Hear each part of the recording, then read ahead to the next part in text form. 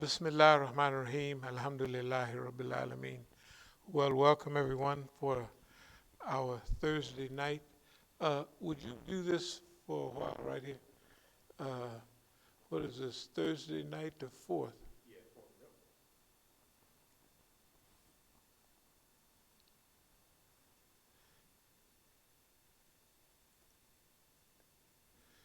Yeah, just scroll those. You can see that those are no caller, what is it, no caller ID? Yeah.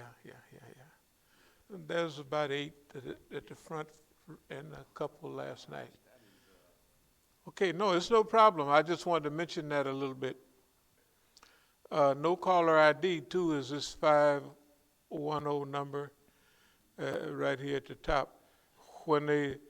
These are all no caller ID because those numbers are blocked out. But then when they get frustrated, they will use the other number thinking that I might answer that because it shows up on here. Well, I want to show you these because these others will disappear. The no caller ID will disappear.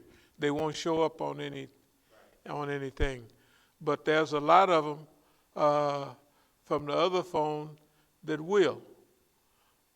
Even if the ones that show up from time to time is sufficient enough to show, that the interest is from them in me, not from me in them. Because you can't find nothing what I call them on any number. Only one time they call them butt calls, where your phone hits the number. And I looked at it, boop, it didn't have time to ring, but it might have time to show up on there, but it'll show that you didn't speak, you didn't have time to call. Or it will show 3 seconds or something or something. Anyway,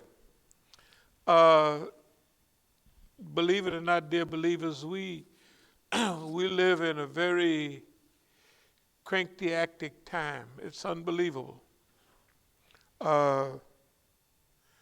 Now, for us, it might be a mild surprise, but I mean, imagine the people. If we go back from, maybe if we start right now and go backwards for a minute. All of these things that are happening right now, we talked about them way back when. In fact, when we came back here, my goodness, that was over a year ago. I came back here in November. I came back in December, and I stayed this whole year. I came back, I was going to pick my daughter up at school, which I did, and brought her here. And then that was it. I mean, we was stuck here all the time. Then on January the 3rd, Qasem Soleimani was assassinated. We stayed during that period because you got to remember, all the period before, we was talking about the importance of Najaf and Karbala, and why are 22 million people going from Najaf to Karbala? Why are 25 million going? Maybe they inflate the numbers, but if you inflate it from 20 to 25 million, that's not a serious. It was a lot of people there. And we were saying, why are they coming there? Is basically the question. Why are they coming there?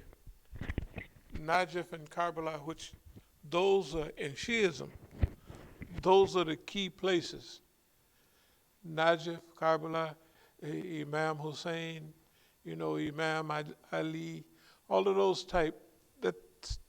So what we were hitting on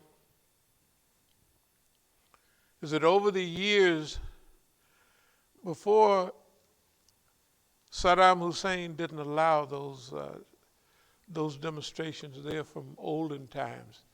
And when Saddam in 79 or 80 became the president, or maybe 70, he didn't allow those large-scale gatherings like that. But when Saddam was taken out, the first one was 4 million people walking barefooted.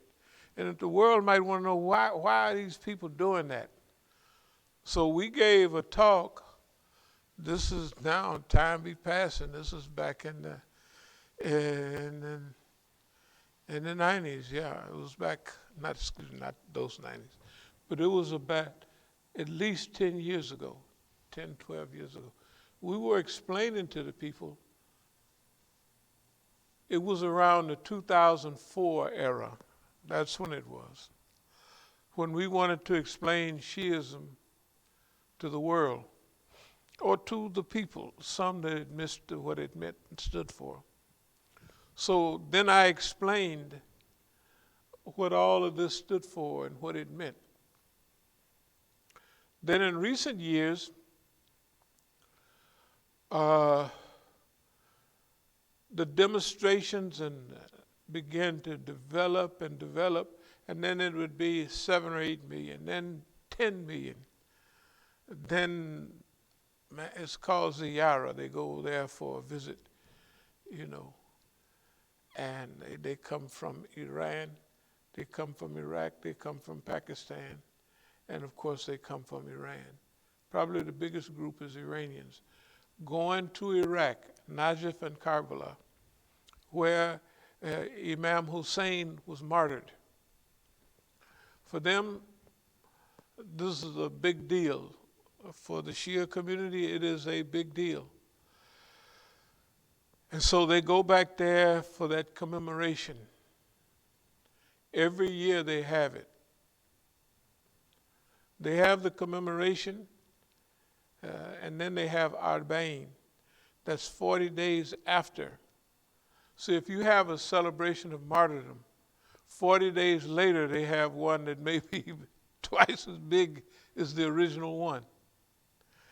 And this all has to do with some of the rituals that are common in Sunnis and Shias, and some that are special for Shias. Okay, now in recent years it's leveled off at an astronomical rate. But there are things that are happening in the Muslim world.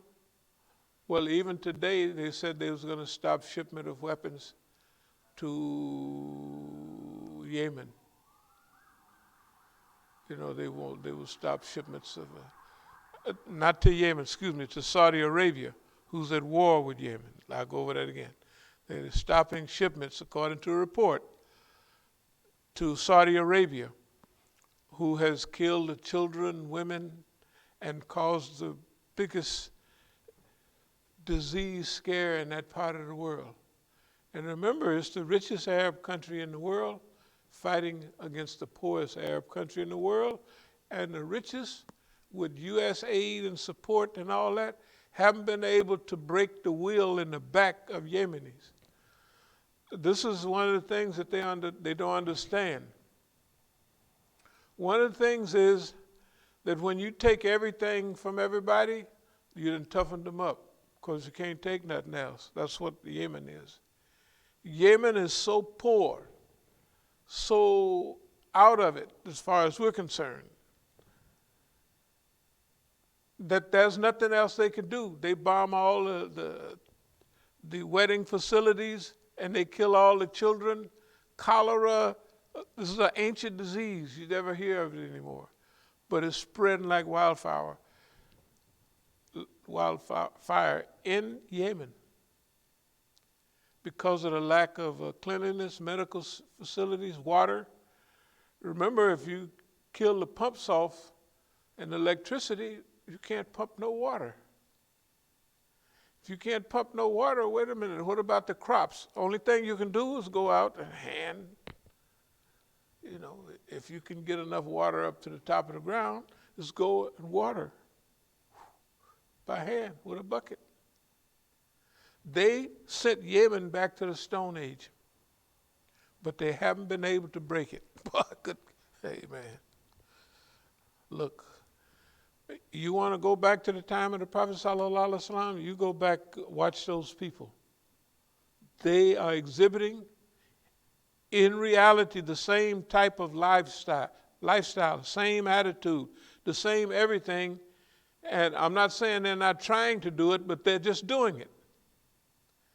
When you kill somebody and that person becomes so famous, his life becomes more important if he'd have kept doing what he was doing.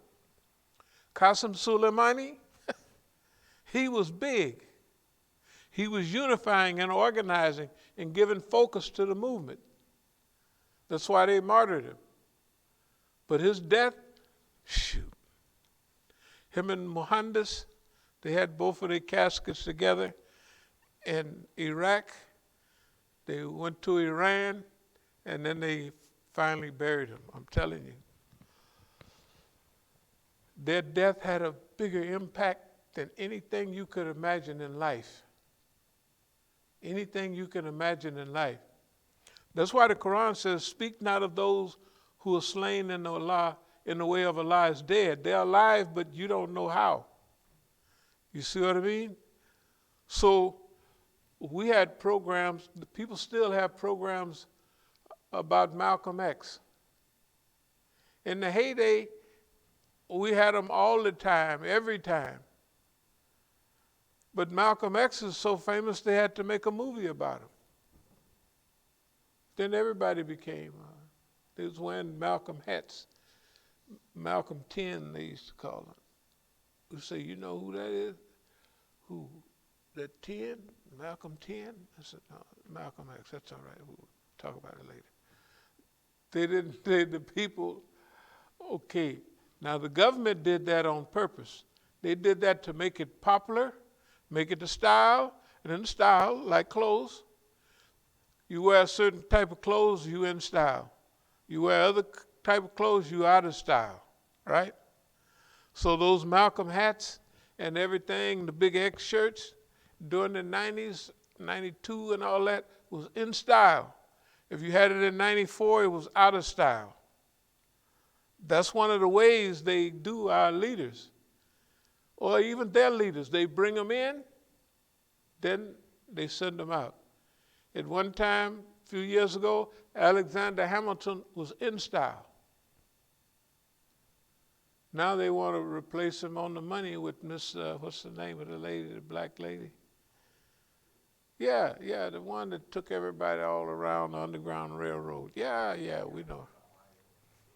Yeah, okay, huh? Miss Tedman, yeah. So they bring a style in, then they take them out.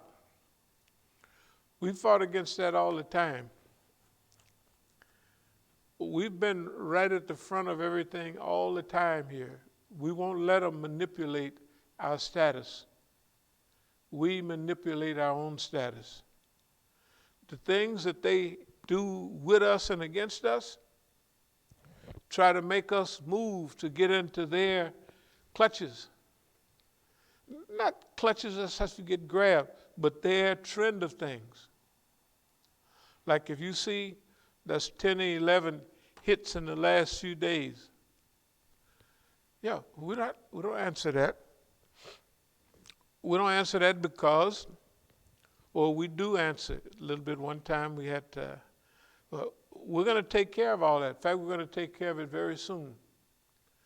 Very soon. We're going to go back to California, and we've been ready to do that for years. But things kept coming up.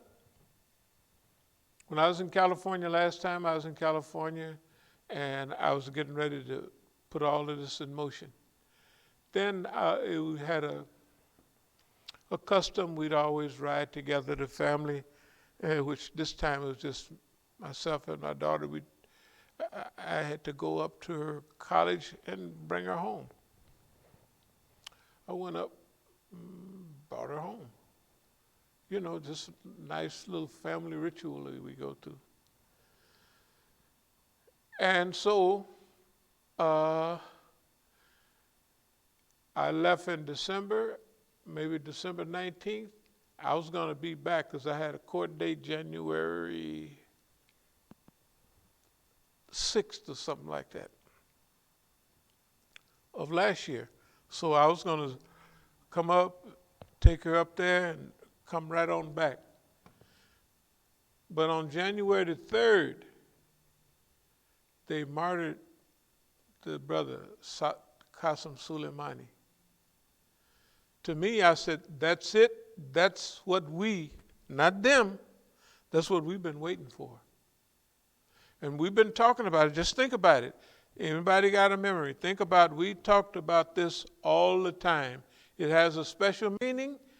We know what the meaning is, but they don't. Now that's saying something. That we